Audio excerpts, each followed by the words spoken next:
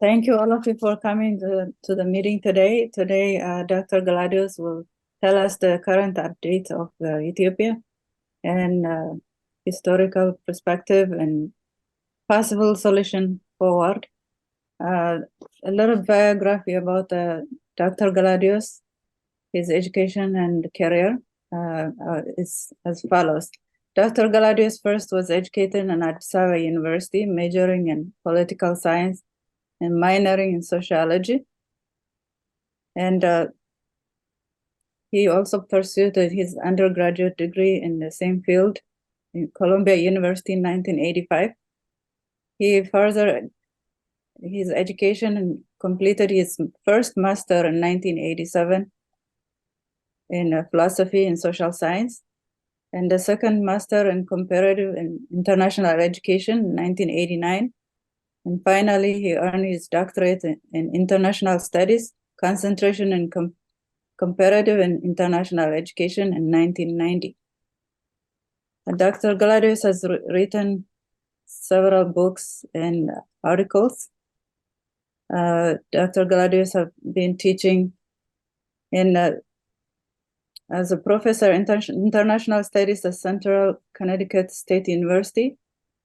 Currently, he's teaching in education for Africa. He's teaching in African Studies in Lehman College, City of New York. He also founded a foundation in 2002. The name of the institution is Institute of Development and Education for Africa. Dr. Galadios described himself as a political scientist by profession and historian by convention. Dr. Galadios, welcome. Thank you, Dr. Mabet, and thank you very much for that kind introduction. What I like to do today is going to be short, actually. It's not going to be like last week. But first and foremost, I like to extend my gratitude to my colleagues, Mr. Mulu and Dr. Mabet, and all that attended and came up with wonderful ideas and inputs, including Mr. Abraham Aliyu, Ms. HZ, Ms. Eden Kasa, Mr. Iyab Abraham, Mr. Tadese, Mr. Admasu, Mr. Abor, Mr. Abara, and Dr. Benti. As far as I'm concerned, our conference was successful of last week. Although the turnout of the conference participants was relatively small, I strongly believe that quality matters, and quality of the Q&A session was conducted indeed. My speech that covered the general Ethiopian condition on the ground or current affairs, post-Pretoria situation, and the nation and nationality self-determination. These three parts were not recorded, although all conferees have heard it. This happened because John Nocamant Media came a little late, but I like to use this opportunity to thank Ato Izender and John Nocamant Media for their commitment to solidarity meetings and conferences. John Nocamant Media has always been on our side, and by contrast, the multitude of other talk shows media that I have invited them to participate never showed up. My speech today is going to be a very short presentation compared to my last week's presentation. I'm not going to repeat the themes that we have digested last week, including the Ethiopian economy, the power relations of Ethiopian political parties and their presumed historical role, the political consciousness of Ethiopians, and the lack of knowledge of history of the present-day young generation of Ethiopians. the nature and characteristics of the Biltzegana Party government, and then the significance of education and the fundamental rights of all Ethiopians, especially the youth, to education, which, by the way, the Abiy regime is shattering it down. The Minister of Education represents five in violation. They're doing in violation of the constitutional rights of the Ethiopian students. Today, however, I like to underscore three important themes. One related to very current news, and the other to theoretical clarity, and one on the question on the problematic and troublesome question of idea of secession. These are the only three ones that I'm going to present today. First, the news, what's going on the ground. Just few days ago, the Fano extremists killed 3 dozens of innocent Ago people, Ago citizens in Ago Middle Gojam. The issue was discussed by Ato Admaso in TMH program with Ato Dade. On Thursday, November 9, the Fano militants were ejected out from Lalibela by the ANDF forces. And we have also massive ANDF, Ethiopian National Defense Forces, have been deployed on the vicinity of Adigrat and the Ethio-Eritrean border. While at the same time, Ethiopian Air Force cargo planes have landed on Alula Banaga International Airport at Mekelle. The OLA and the federal government have also resumed negotiations again. And the negotiating parties will meet in Tanzania, and the venue is probably Zanzibar. Another important event that took place this week is the Saudi Arabia Africa Summit in Riyadh, where several African countries' head of states participated. Abiy Ahmed gave a speech on the good relations of Saudi Arabia and Africa. And his ally on the Tigray war, Isaias Afwerki, was simply listening to Abiy's speech. It looks like their honeymoon is over, but we have to wait and see for what will follow. Another important event that took place this week is the Tigray Defense Forces have now moved into Raya. They have occupied several places, including Saada, Meda, and Churchar. This is by and large what we have as current affairs in Ethiopia. Of course, there are so many things going on. And hopefully, at long last, the internally displaced persons of Tigray will return to their home state, hopefully.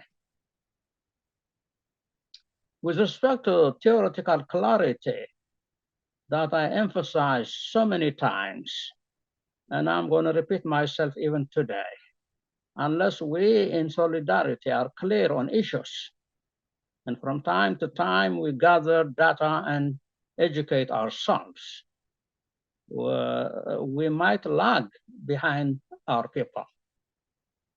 But if we are very committed. I admire solidarity people for their commitment, but we got to be ahead of our people in terms of ideological and political clarity. Therefore, I want to mention, for instance, in our last week, it seems to me that some people did not quite understand the difference between the political system and the country called Ethiopia. First and foremost, we have to make distinction between the two.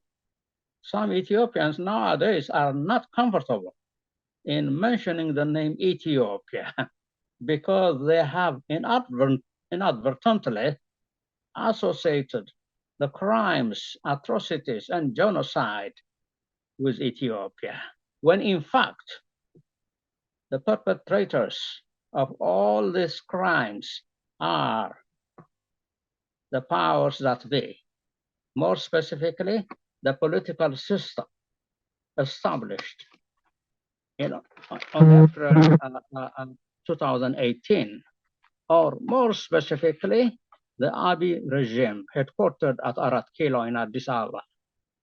As I have tried to clarify last week, the people in a given country could never be the potential criminals.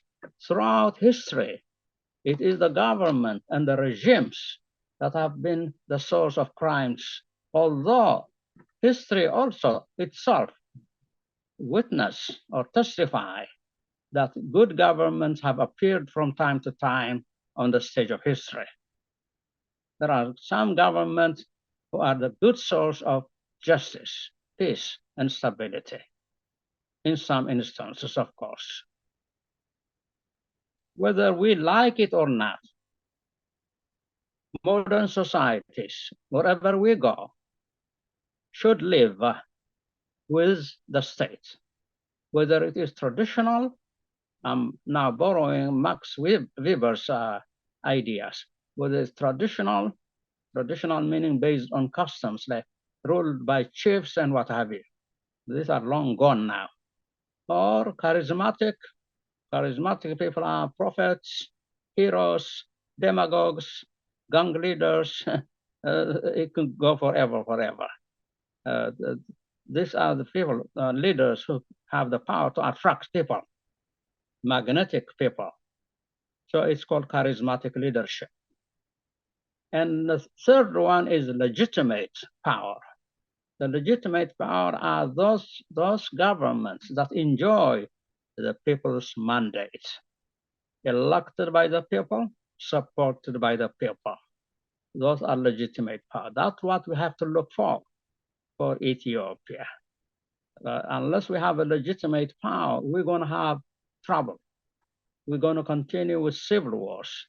Peace is not going to be attained. Stability is not going to be there. Now demagogues are governing Ethiopia. You know that. They talk and talk, but they don't do anything. And then one thing that is emphasized in history that we tried to address last time because the question of empire state came. The empire state is now more or less gone in history. It is characterized by a military and territorial rivalries. So the powerful one is going to subdue some territories and subdue some nationalities and create an empire.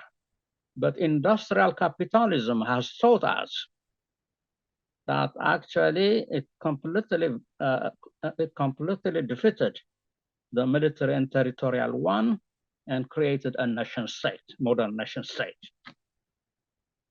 In order to have clarity on major issues in any society, political science must have a greater public presence. This is what I want to do actually throughout, as long as I stay in solidarity and actively participate in our organization. I want to make this input really, greater public presence of political science, because it clarifies everything on the nature of the government, how the society is organized, and the rank and file, the hierarchy, the complex things, everything is clarified by political science. You don't have to be a political scientist to know all this, but if you read shortcuts, you can understand what I'm talking about. The third issue, and the last one I want to address today, is the question of secession. Secession is not as we think its consequence could be dire. We've seen it in Yugoslavia. We've seen it in other places. We've seen it in many, many places. In 1997, I wrote an article on Sudan in a magazine called African Link. I was the senior editor of that magazine.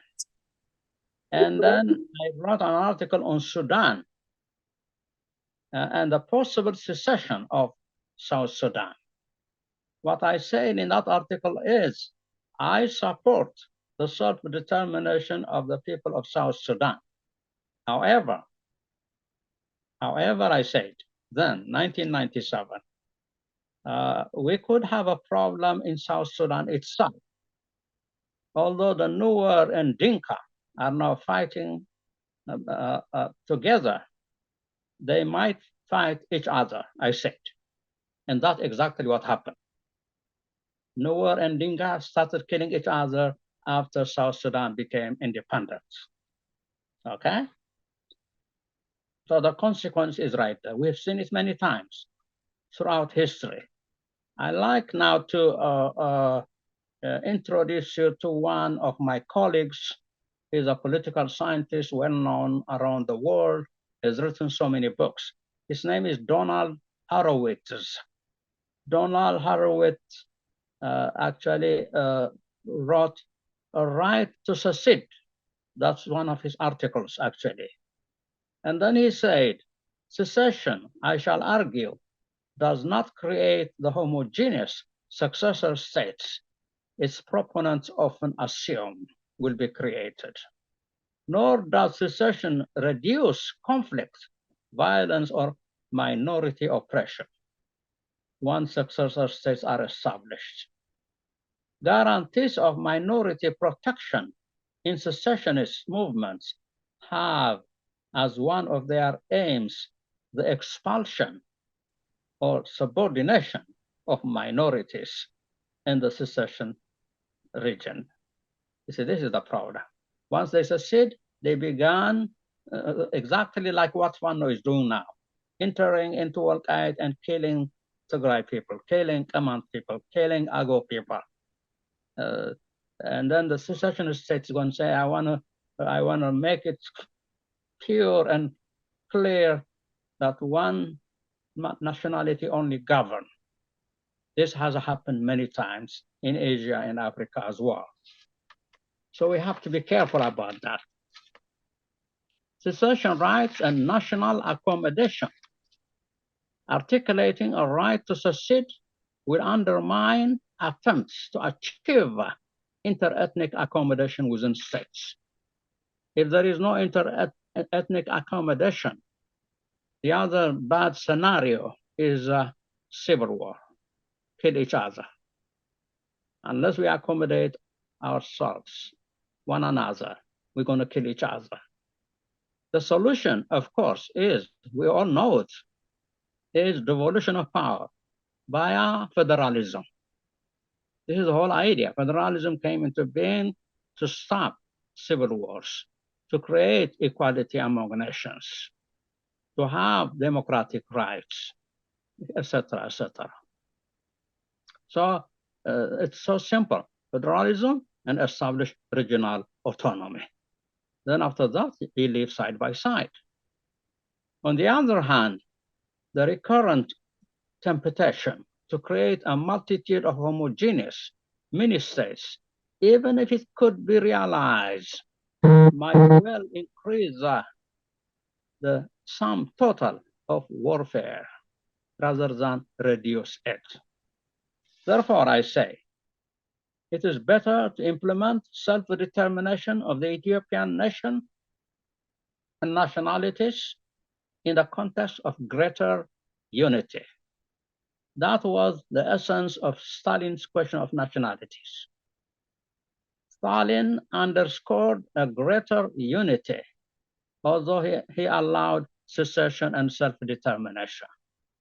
But we, by we I mean the Ethiopian students and EPRDF, did not read his proposal carefully. We focused on the right to secede hence Article 39 of the Ethiopian Constitution. We did not read what Stalin said. Although you're going to have self-determination, the ultimate objective is greater unity. However, even in Article 39 of the Ethiopian Constitution, it has sub-articles. Article 39 and 1, 2, 3, 4 sub-articles. The article systematically discourage secession because those sub-articles clearly stipulate that 2/3 of the vote for secession must be submitted by the seceding nation. 2/3 of the population of the seceding Kulul or autonomous region, whatever you call, or state, regional state. Unless 2/3 of the vote is in, they're not going to get recognition to secede. That's what it means. And on top of that, after the request is submitted, the federal government says the constitution, the Ethiopian constitution, the federal government is going to study the request for secession for 3 years, it says, not to mention the exchange of assets between the seceding nation and the central government.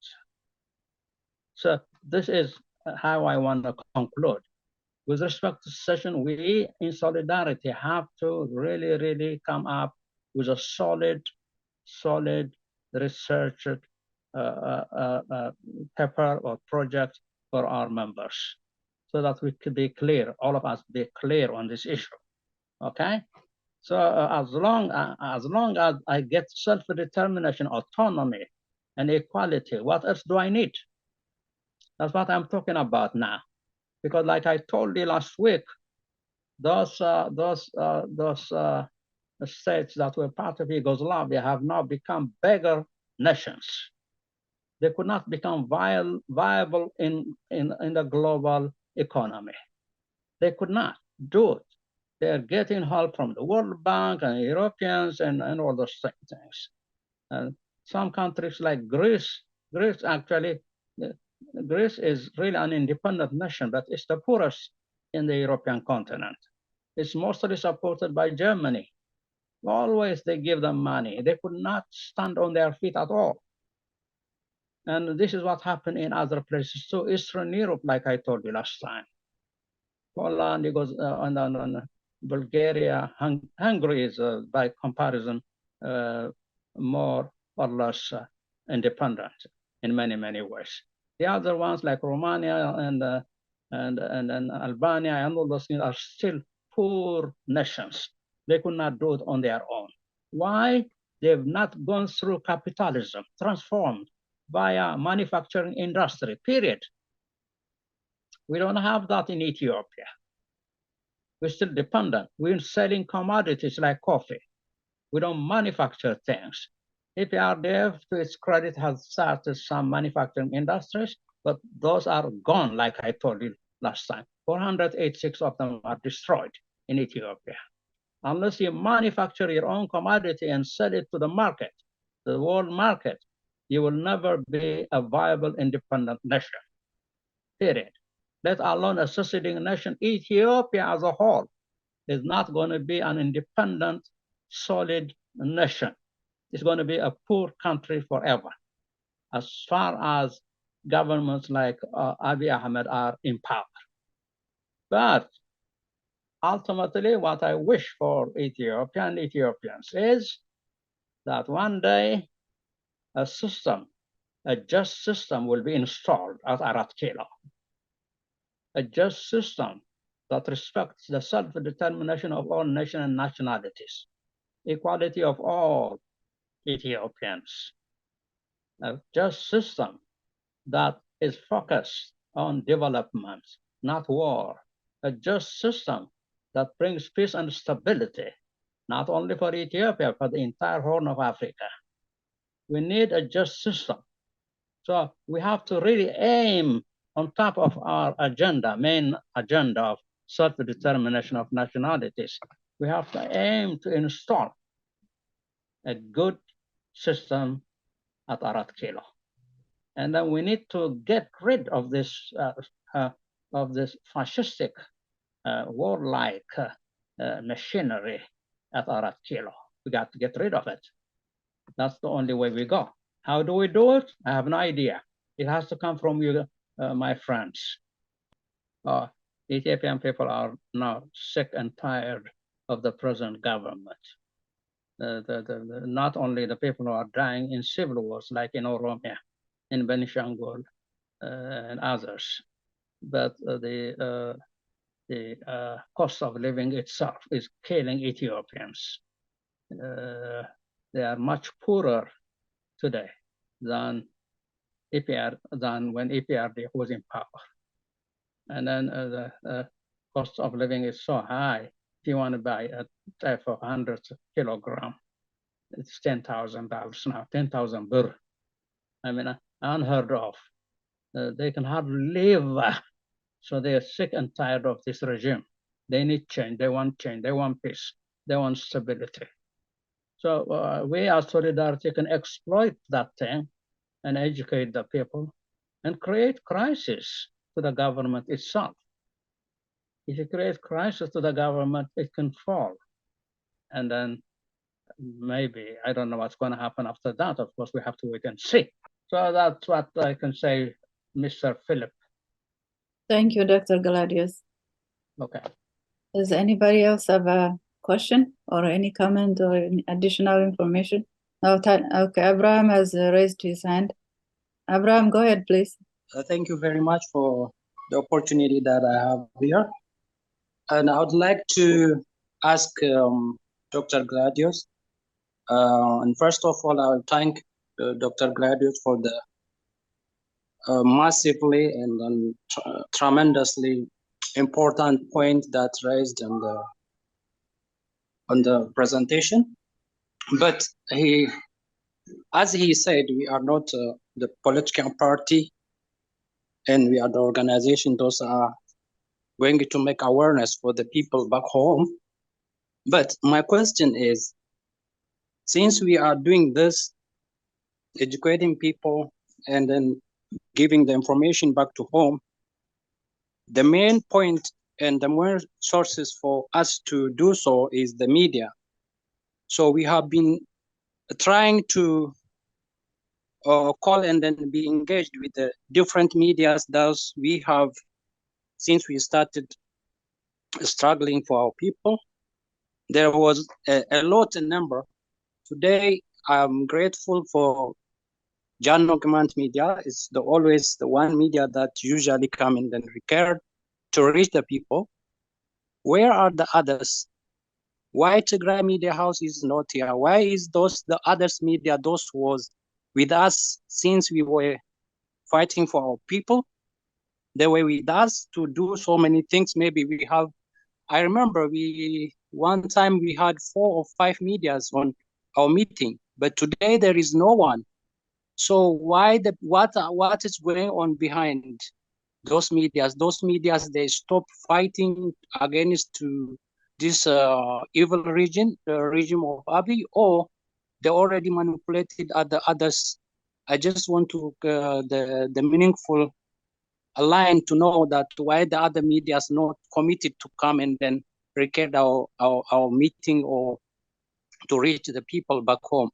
That's all my question. Thank you for your time. Thank you, Abraham.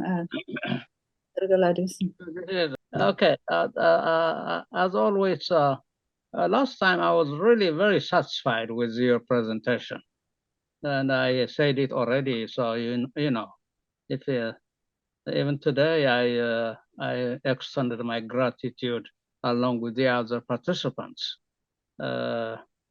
The media thing is troublesome. I say in the media thing is a problem.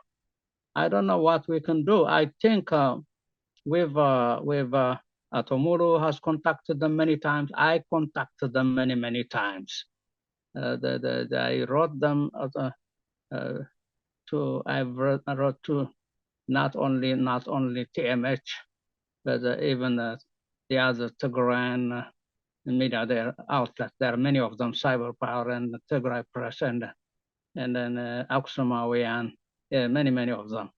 Then I told them to come and participate. They never showed up. They even said, yes, we're going to come. And with TMH, you have to forget TMH now, Abraham. You know why? TMH is not like the powerful TMH we used to know. There was a problem within the TMH itself. And then many articulate media anchors have left TMH, including Stalin and Haile Mikhail and others.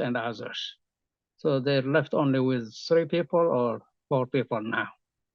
It's a weak TMH we have now but nevertheless, they brought about the problem in Ago, Midr last time. Like I mentioned, Atwad Masu was there. But the image is there, but maybe it's not committed.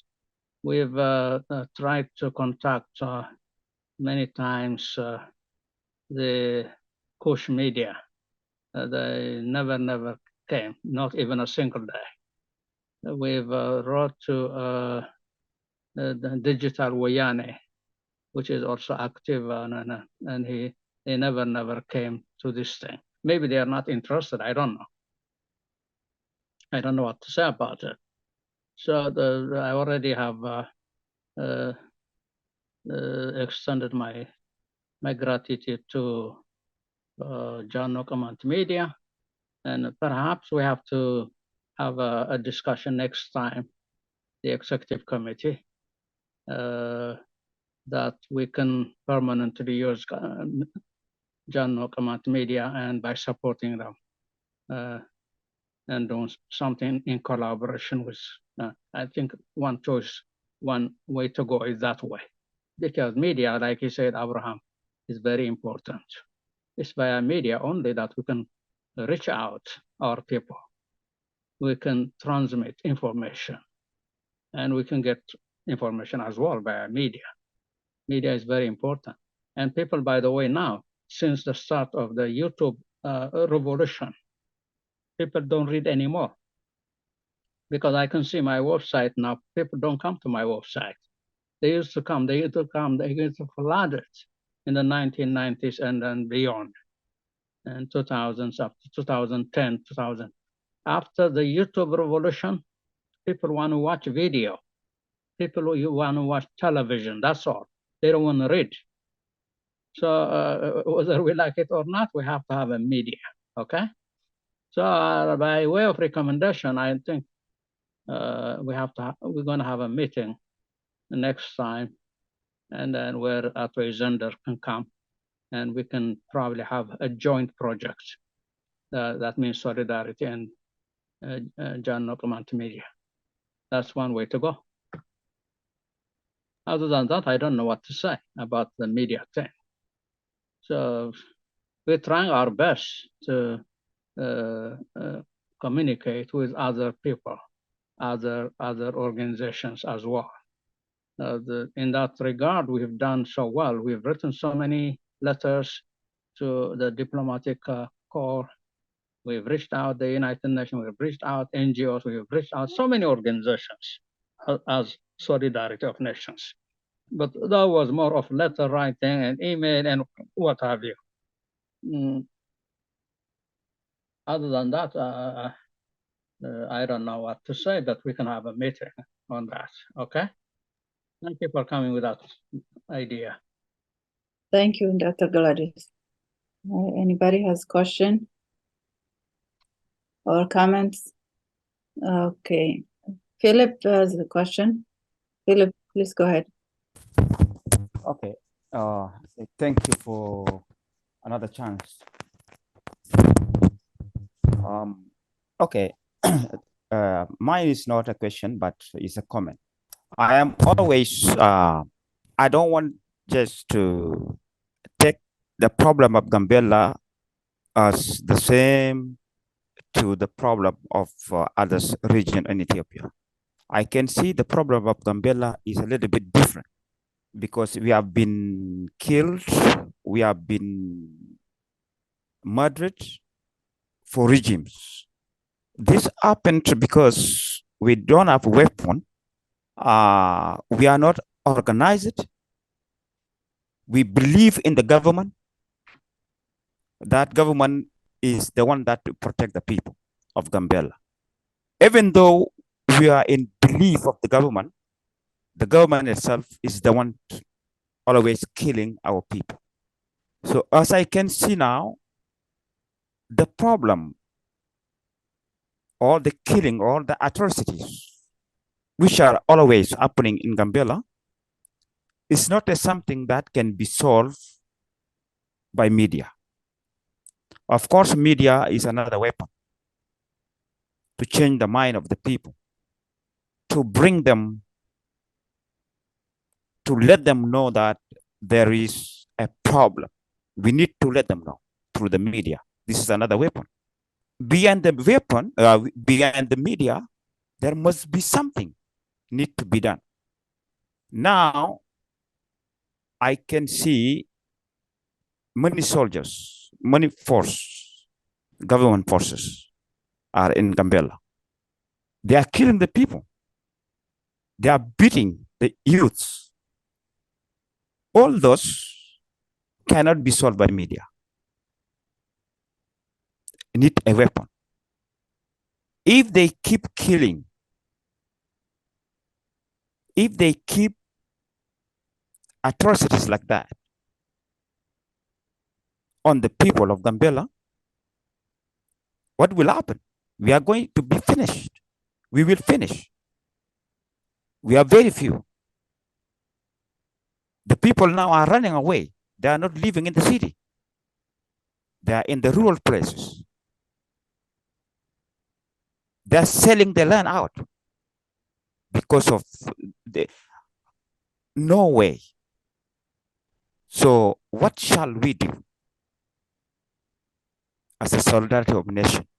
Can we keep on only educating our people through media, or we need to sit down and talk again if there is another way to do? So as a suggestion, I think we need to rethink again, not only by mobilizing the people. Not only that, we can mobilize them. We can bring them under one system. We can let them know what's going on in Ethiopia. But after that, needs something to be done. Because Ethiopia is a big country. It has soldiers. They are ready for anything to come. Can we overthrow the regime of Ethiopia government or Arab Kilo just by talking like that? As to me, I don't think so. I think it's better if we can sit down again and rethink and find another way. That is my suggestion. As me. Thank you so much. Thank you, Philip. Dr. Galadius, do you have any? Well, I think it's a general commentary he made, Mr. Phillips. I can understand him. I can understand his emotions, his feelings, and what's happening. Last week we discussed it probably when Dr. Galadius, can I add another similar comment for you to just permit it? Okay. So I think in line with the question that our brother put together, I guess I understand self-determination is not the prescription for every national question. And, you know, like you mentioned earlier, conflicts could be compounded. You know, if one of them doesn't want and the other, you have the right there. If they say, assume we have two nationalities that are not, that cannot be amicably separated. So in this case, you would have, civil war for a long time. So in line with this and the problem in Ethiopia, while self-determination is maybe the ultimate answer, but I think for the situation in Ethiopia, probably all nations and nationalities would have to sit together and form a national transitional government to replace the regime that's in power, that's breeding conflict after conflict. And I think recently the peace negotiation in Tanzania, the demand from the ALF was also for the formation of a transitional government. So before we jump into self-determination for all nations and nationalities, probably the strategy should be building a transitional government that could facilitate for the people and nationalities to talk out, peacefully and come to a solution. Well, if that the ultimate solution is, a federal, a loose federation or confederation, or because you become, you have pieces of nations and nationalities that are, separated from each other. They can't even defend themselves. You have to see, there should be a holistic approach to the security and peace of a region or a nation and nationality itself, and also ultimately, the economic aspiration, market, and so forth, compared to what the European Union has built ultimately after two major wars and millions of people, perished in both First and Second War. So, what do you think about, a solution to the Ethiopian crisis and on the formation of a transitional government? And of course, we have to have also a national political organization that we need, that the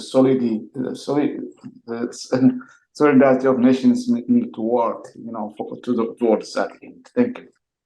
Thank you, Dr. Galadius, you want to summarize Paul's comments? I think the idea of a national transitional government, it happened many times across the board in the world, in Africa as well, even in Ethiopia itself. EPRDF, before it became the government of Ethiopia, it was transitional government of Ethiopia, TGE, I remember, for until 91 to 95. After 95, of course, it formed the government.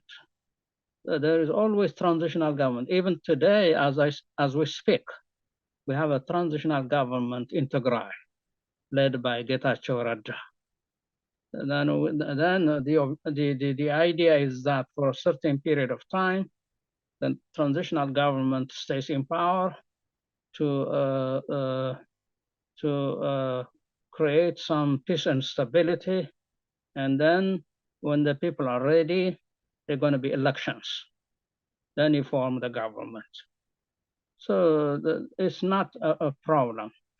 But even for national transitional government, you have to have the objective reality in Ethiopia has to be ripe for that.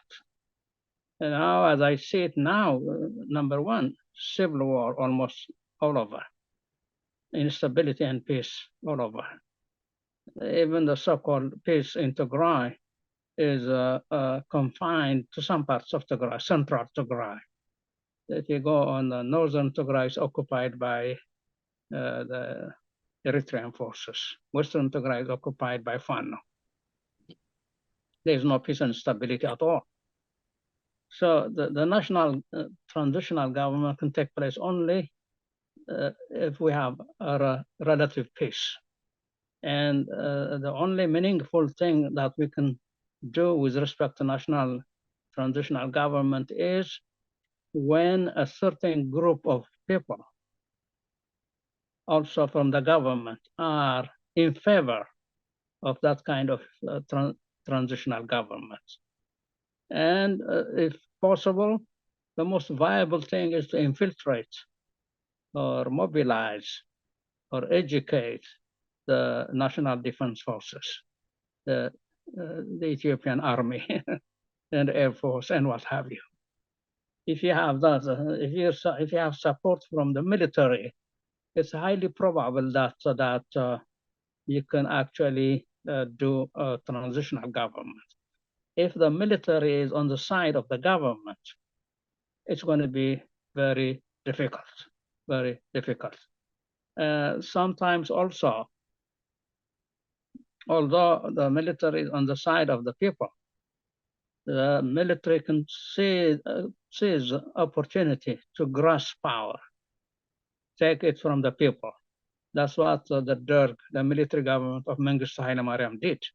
There was a revolution in Ethiopia, incredible. The whole of Ethiopia was in chaos.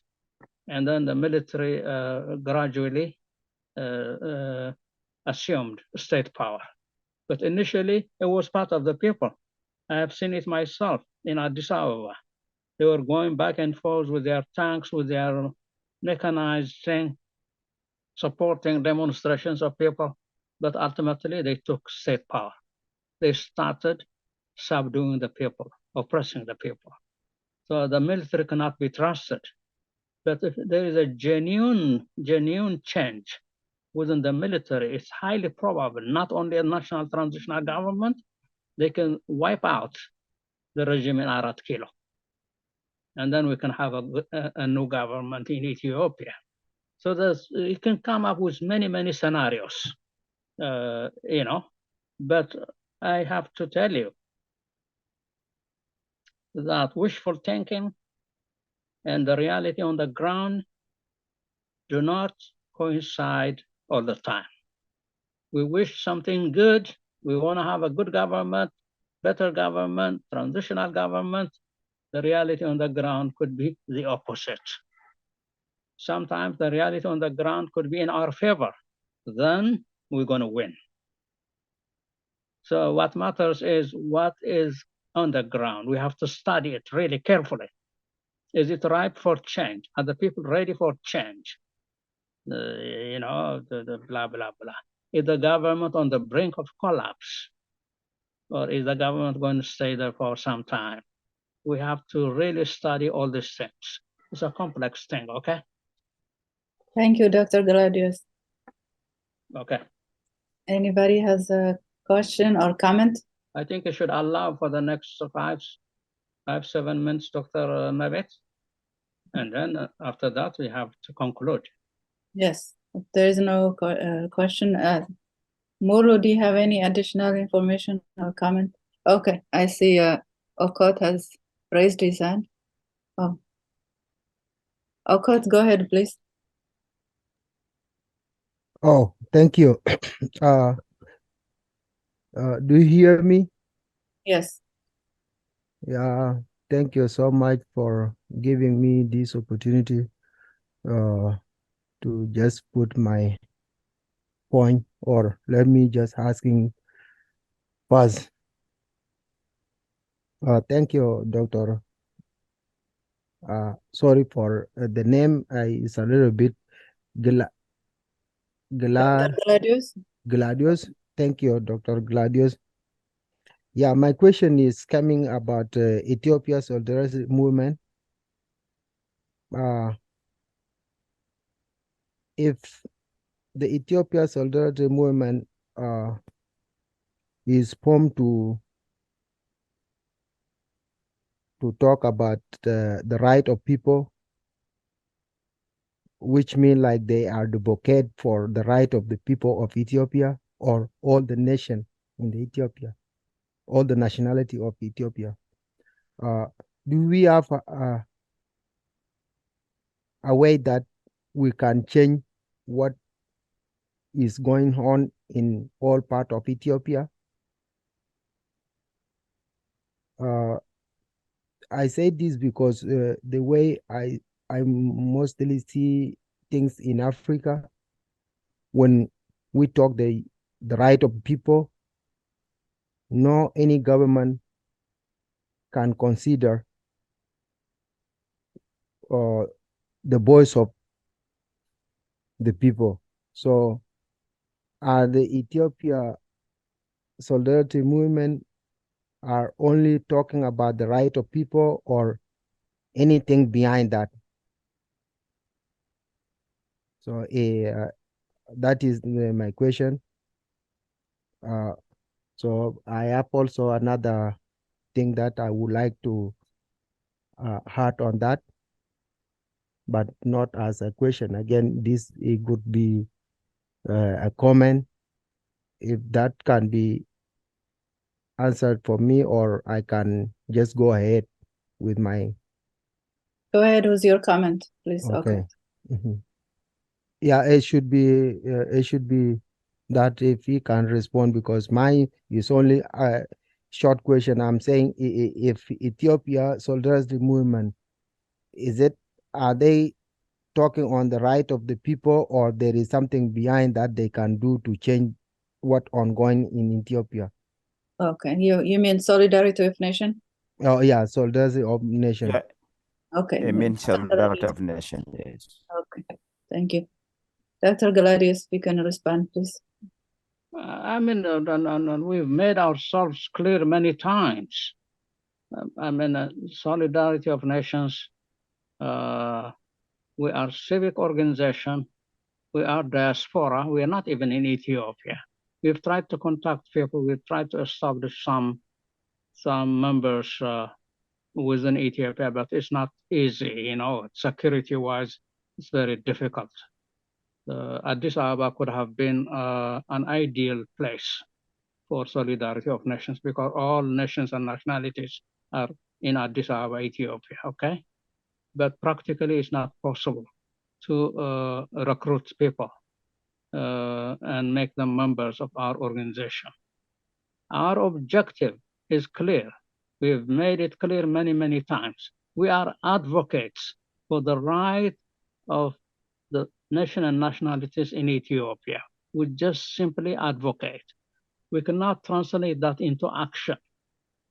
The only hope is that ultimately a government that looks like us, thinks like us, may come, assume power, state power.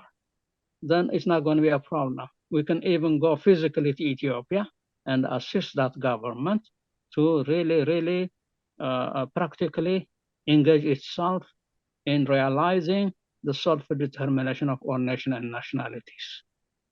That's the only way we can do. Otherwise, now we're just advocates.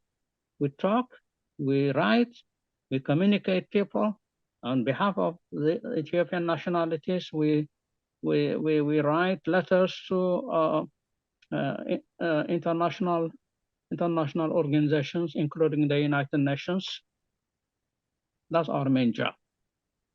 And we release a press release sometimes. We do that. And then, like we do always do, we call meetings like this one and discuss. Okay?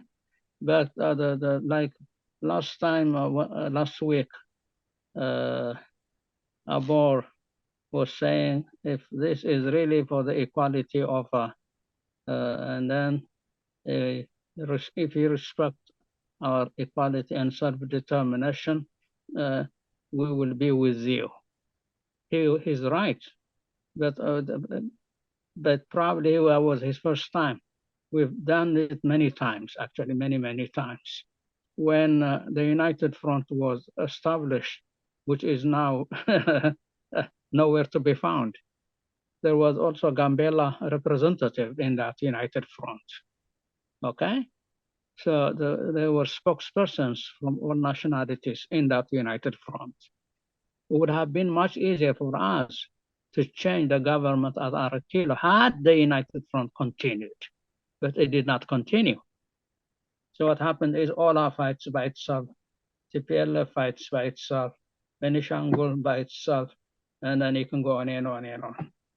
Okay, that united front would have been fantastic for the transition, like Philip said, national transition could have been possible with a united front, but unfortunately, we don't have it now. So there's nothing behind the thing. It's just clear. It has to be clear to all of you that we as SONA, S-O-N-A, Solidarity of Nations in Ethiopia, our main job is to advocate on behalf of the nation and nationalities. That's all. Thank you, Dr. Gladys. Okay. Anybody has a question or comment? If we are done, we will conclude our meeting. We'll give a couple of minutes. I think it was good. Just we go ahead, and I don't know what the others are. I don't hear them. Quick question. Okay, go ahead, Tadessa. Yeah, just for Dr. Galadios, is it possible to at least invite the United Front former or inactive members, for some sort of dialogue in the future? Thank you. No, I did not say that. No, But I'm just asking, is it possible for Solidarity at least to invite, and what is the way forward to ask these questions to them? Okay. Separate. Yeah, thank you. Okay, I understand what he said now. It's possible. At one point, actually, we came with the idea to regenerate the United Front, but it was very difficult to keep in touch with those representatives. Okay, so we can try.